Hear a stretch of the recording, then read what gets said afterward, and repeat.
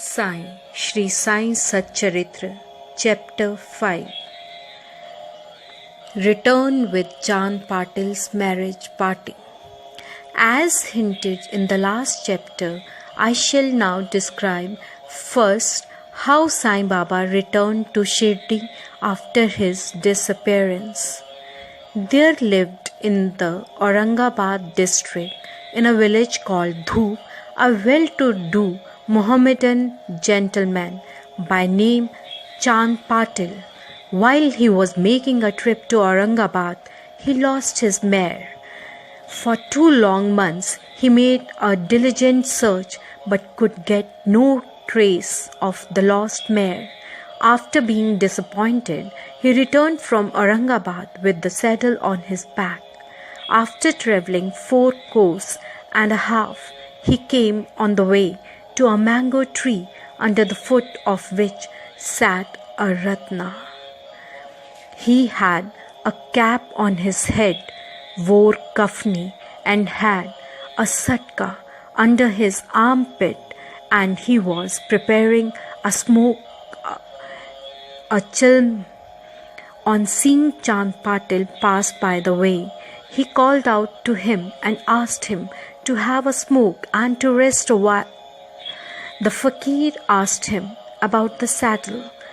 Chand Patil replied that it was of his mare which was lost. The queer fellow or fakir asked him to make a search in the Nala close by. He went, and the wonder of wonders, he found out the mare. He thought that this fakir was not an ordinary man, but an avilya, a great saint. He returned to the fakir with the mare.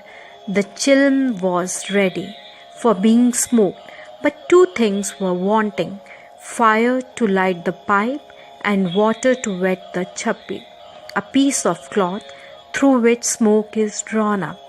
The fakir took his prong and thrust it forcibly into the ground, and out came a live burning coal, which he put on the pipe. Then he dashed the satka on the ground, from whence water began to ooze. The chappi was wetted with that water, was then wrung out and wrapped around the pipe. Thus, everything being complete, the fakir smoked the chilm and then gave it also to Chand Patil. On seeing all this, Chand Patil was wonderstruck. He requested the fakir to come to his home and accept his hospitality. Next day, he went to the Patil's house and stayed there for some time. The Patil was a village officer of Dhoop. His wife's brother's son was to be married, and the bride was from Shirdi. So Patil made preparations to start for Shirdi for the marriage. The fakir also accompanied the marriage party. The marriage went off without any hitch. The party returned to Dhoop, except the fakir alone stayed in Shirdi and remained there forever. How the fakir got the name Sai. When the marriage party came to Shirdi, it alighted at the foot of banyan tree in Mahalsapati's field near Khandoba's temple. The carts were loosened in the open courtyard of Khandoba's temple. The carts were loosened in the open courtyard of Khandoba's temple, and the members of the party descended one by one, and the fakir also got down. Bhagat Mahalsapati saw the young fakir getting down and accosted him, "Ya Ao Sai." Others also addressed him as Sai, and thenceforth he became known as Sai Baba. Contact with other saints. Sai Baba began to stay in a deserted masjid. One saint named Devidas was living in Shirdi many years before Baba came there. Baba liked his company. He stayed with him in the Maruti temple in the Chavdi and sometime lived alone. Then came another saint by name Janki Das. Baba spent most of his time in talking with him, or Janki Das went to Baba's residence. So also one Vaishya householder saint from Puntambe by name Gangagir always frequented Shirdi. When he first saw Sai Baba carrying pitchers of water in both hands for watering the garden, he was amazed and said openly, "Blessed is Shirdi that it got this precious jewel. This man is carrying water today, but he is not an ordinary fellow. As this land was lucky and meritorious, it secured this jewel." So also one famous saint by name Anandnath of Yevala Mutt, a disciple of Akkalkot Maharaj, came to Shirdi with some Shirdi people. When he saw Sai Baba, he said openly, "This is a precious diamond in reality. Though he looks like an ordinary man, he is not an ordinary, but a diamond. You will realize this in the near future." Saying this, he returned to Yevala. This was said while Sai Baba was a youngster. Baba's dress and daily routine. In his young days, Sai Baba grew hair on his head, never had his head shaved. He dressed like an athlete. When he went to Rahata, he brought with him small plants of marigold, jay, and juhi, and after cleaning, he planted and watered them. A devotee by name Vaman Tatya supplied him daily with 2 earthen pitchers. With these, Baba himself used to water the plants. He drew water from the well and carried the pitchers on his shoulders.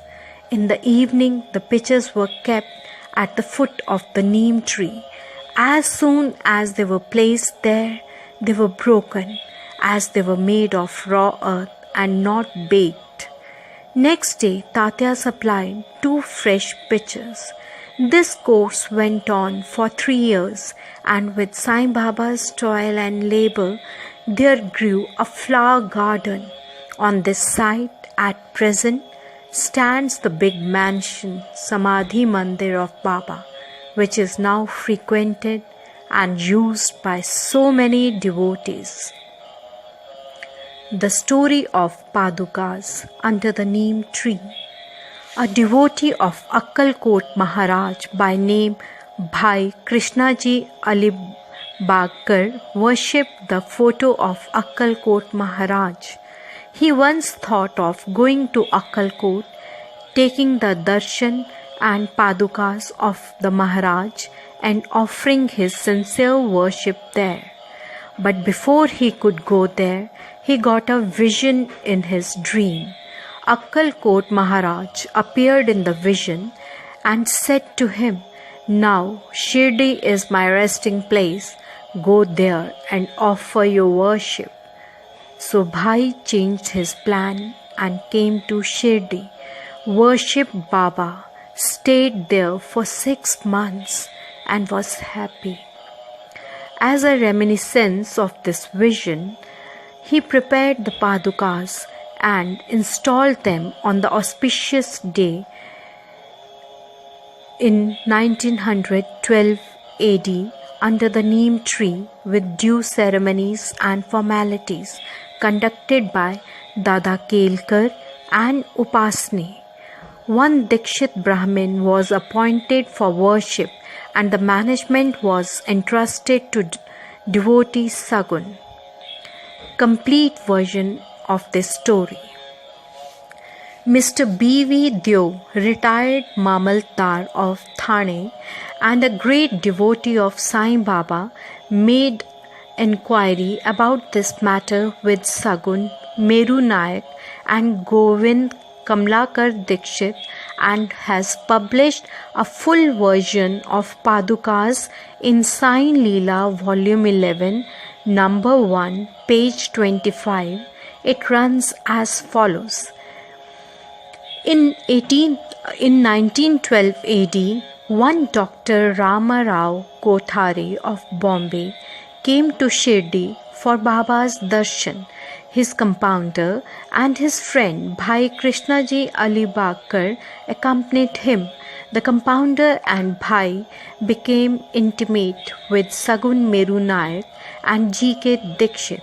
While discussing things, these persons thought that there must be some memorial of the fact of Sai Baba's first coming to Shirdi and sitting under the holy neem tree. They thought of installing Baba's Paduka there and were going to make them of some rough stones. Then Bhai's friend, the compounder, suggested that if this matter be made known to his master, Dr. Ramarao Kothare, who would prepare nice Padukas for this purpose. All liked the proposal and Dr. Kothare was informed of it. He came to Shirdi and drew a plan of the Padukas. He went to Basni Maharaj in Khandoba's temple and showed him his plan. The latter made many improvements, drew lotus, flowers, conch, disc, man, etc. and suggested that the following shlok regarding neem tree's greatness and Baba's yogi power be inscribed. The verse was as follows. Sada neem vriksha se mool adhi vasat sudha sravinam tiktamapi aparyam tam tarum kalpa vrikshas shadikam sadhyanatam namami shwaram sadgurum sainatham. Upasni's suggestions were accepted and carried out. The Padukas were made in Bombay and sent to Shirdi with the compounder. Baba said that they should be installed on Purnima of Shravan. On that day at 11 a.m., G.K. Dikshit brought them on his head from Khandoba's temple to the Dwarka Mai in the procession. Baba touched the Padukas, saying that these are the feet of the Lord, and asked the people to install them under the foot of the neem tree. A day before, one Parsi devotee of Bombay named Pastha Sheth sent ₹25 by money order. Baba gave this sum for the installation of the Padukas. The total expenses of installation came up to ₹100, out of which ₹75 were collected by subscriptions. For the first 5 years, G.K. Dikshit worshipped the Padukas daily, and then this was done by Lakshman Kacheshwar Jaghadi. In the first 5 years, Dr. Kothare sent ₹2 per month for lighting, and he also sent the railing round the Padukas. The expense of bringing the railing from the station to Shirdi was ₹7.08, and roofing was paid by Sagun Meru Nayak. Now Jaghadi does the worship and Sagun Meru Nayak offers the Nevedya and lights the evening lamps. Bhai Krishnaji was originally a devotee of Akkalkot Maharaj. He had come to Shirdi at the installation of Padukas in 1912. He wanted to go to Akkalkot after taking the darshan of Baba. He asked Baba's permission for this. Baba said, "Oh, what is there in Akkalkot? Why do you go there? The incumbent Maharaj of that place is here, myself." Hearing this, Bhai did not go to Akkalkot. He came to Shirdi off and on after the installation of Padukas. Mr. B.V. Deo concluded that Hemant Pant did not know these details. Had to be known them, he would not have failed to depict them in his Sai Satcharitra. Wrestling bout with Mohammedan Tamboli and change in life. To return to other stories of Baba, there was a wrestler in Shirdi by name Mohammedan Tamboli. Baba and he did not agree on some items and both had a fight. In this, Baba was defeated. Thenceforth, Baba changed his dress and mode of living. He donned kafni, wore a langot, and covered his head with a piece of cloth. He took a piece of sackcloth for his seat, sackcloth for his bed, and was content with wearing torn and worn out rags. He always said that poverty is better than kingship, far better than lordship. The Lord is always brother of the poor. Gangagir was also very fond of wrestling. While he was once wrestling, a similar feeling of dispassion came over him, and at the proper time he heard the voice of an adept saying that he should wear out his body playing with God. So he too gave up samsar and turned towards God realization. He established a mutt on the banks of the river near Puntambe and lived there with disciples. Sai Baba did not mix and speak with the people. He only gave answers when he was questioned. By day, he always sat under the neem tree, sometimes under the shade of a branch of a babul tree near the stream at the outskirts of the village. In the afternoon, he used to walk at random and go at times to Neem Gaon. There he frequented the house of Bala Sahib Dengale. Baba loved Mr. Bala Sahib. His younger brother, named Nana Sahib, had no son, though he married a second wife. Bala Sahib sent Nana Sahib for taking darshan of Sai Baba. And after some time, with his grace, Nana Sahib got a son. From that time onwards, people began to come in numbers to see Sai Baba, and his fame began to spread and reached Ahmednagar.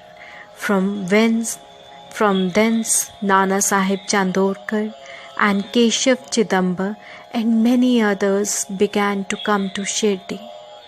Baba was surrounded by his devotees during day and slept at night in an old and dilapidated masjid. Baba's paraphernalia at this time consisted of a chilm, tobacco, a tamrail, long flowing kafni, a piece of cloth round his head, and a satka, which he always kept with him. The piece of white cloth on the head was twisted like a matted hair and flowed down from the left ear on the back. This was not washed for weeks. He wore no shoes, no sandals. A piece of sackcloth was his seat for most of the day. He wore a waistcloth band, and for warding off cold, he always sat in front of a dhuni, facing south with his left hand resting on the wooden railing. In that dhuni, he offered as oblation egoism, desires, and all thoughts, and always uttered Allah Malik. The masjid in which he sat was only of 2-room dimensions, where all devotees came and saw him. After 1912 AD, there was a change. The old masjid was repaired and a pavement was constructed. Before Baba came to live in this masjid, he lived for a long time in a place Takia, where with ghungru on his legs, Baba danced beautifully, sang with tender love, turning water into oil. Sai Baba was very fond of lights. He used to borrow oil from shopkeepers and keep lamps burning the whole night in the masjid and temple. This went on for some time. The Baniyas who supplied oil once met together and decided not to give him oil. When, as usual, Baba went to ask for oil, they all gave him a distinct no. Unperturbed, Baba returned to the masjid and kept the dry wicks in the lamps. The Baniyas were watching him with curiosity. Baba took the tamrail, which contained very little of oil, put water into it and drank it, and forced it fall in the container. After consecrating the tin pot in this way, he again took water in the tin pot and filled all the lamps with it and lighted them. To the surprise and dismay of the watching Baniyas, the lamps began to burn and kept burning the whole night. The Baniyas repented and apologized. Baba forgave them and asked them to be more truthful in future. The pseudo-guru Jawahar Ali. 5 years after wrestling bout mentioned above, one fakir from Ahmednagar by name Jawahar Ali came to Rahata with his disciples and stayed in Bakhal near Veerbhadra temple. The fakir was learned, could repeat the whole Quran and had a sweet tongue. Many religious and devout people of the village came to him and began to respect him. With the help of the people, he started to build an Eidgah near the Veerbhadra temple. There was some quarrel about this affair, on account of which Jawahar Ali had to leave Rahata. Then he came to Shirdi and lived in the masjid with Baba.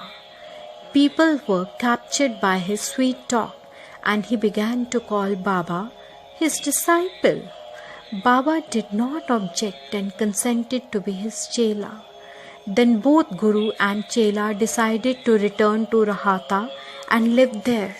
The Guru never knew his disciple's worth, but the disciple knew the defects of the Guru. Still, he never disrespected him, observing carefully his duties. He even served the master in various ways. They used to come to Shirdi off and on, but their mainstay was in Rahata. The loving devotees of Baba in Shirdi did not like that Baba should stay away from them in Rahata. So they went in a deputation to bring Baba back to Shirdi. When they met Baba near the Eidgah and told the purpose for which they came, Baba said to them that the fakir was an ill-tempered fellow. He would not leave him and that they should better return to Shirdi without him. Before the fakir returned, while they were thus talking, the fakir turned up and was very angry with them for trying to take away his disciple. There was some discussion and altercation, and it was finally decided that both the Guru and Chela should return to Shirdi, and so they returned and lived in Shirdi.